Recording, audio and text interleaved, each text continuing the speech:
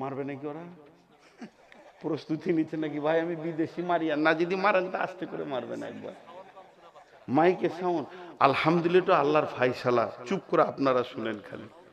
যে পেছে না শুনতে সেটা তো দূরে। হ্যাঁ, हाय अल्लाह, जो घर में है उसको पहुंचा दो, जो यहीं है उसको छोड़ दो। মায়েরে মাইক দিতে হয় না, মাইক প্যান্ডেলের ভিতরেই থাকবে। যে আসবে না সে অলসের কাছে বক্তব্য পৌঁছানো কি দরকার আছে? ও তো বিছানায় বউ নিয়ে পড়ে আছে, এখন টিভি চলছে, আর মাঝে মাঝে বলছে জালেমদের কারণে প্রোগ্রামটা দেখতে পেছি না। ও তো খেয়ালই করে নাই কি বায়ন চলছে।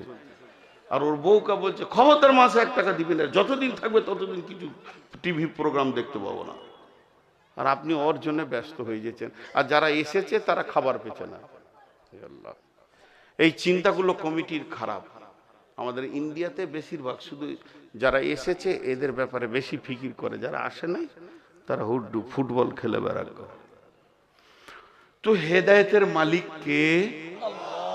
তাহলে আল্লাহর কাছ থেকে কি চাইতে হবে? হেদায়েত চাইতে হবে।